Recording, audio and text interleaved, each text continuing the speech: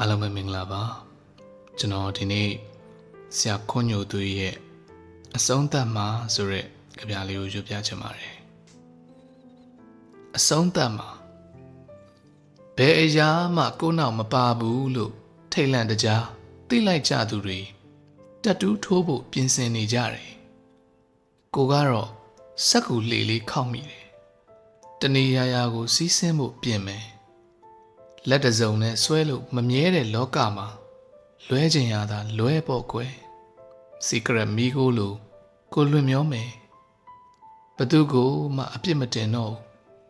အဝါရောင်စက်ကူစွန်လေးပြတ်တောက်သွားရင်ဝေဒနာတွေလို့ပဲမြင်ပေးစေခြင်းနဲ့မထင်မရှားပြောက်ကွယ်မယ်လူတချို့ထိုးမဲ့လက်ညှိုးတွေကိုရွာချမဲ့မိုးလိုရှောင်ခြင်းရဲ့ကောင်းကင်ကြီးပြိုမယ်ကြတော့ခြေထောက်နှစ်ချောင်းနဲ့ထမ်းပိုးထားမိဘူးတွေကိုကြောက်လန့်တကြားစိုးရိမ်မှုပါပဲလူပြောများတဲ့ဟာတာလေးဖြစ်သွားတယ်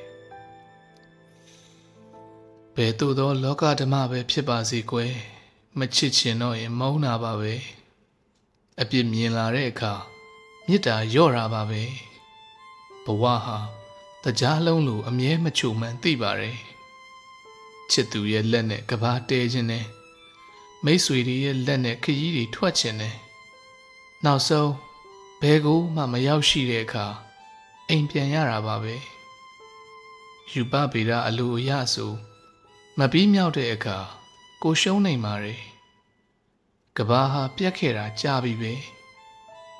လူတွေရဲ့လက်ခုပ်ထဲကရေမှာကိုမကူးခတ်နိုင်တော့ဘူးကြမ်းမြင်မို့ခုန်ချလိုက်တယ်ရေနဲ့ငါဟာစိတ်ငြိမ်ရခြင်းကိုပဲနှစ်သက်ပါ रे ခွန်ညိုသွေး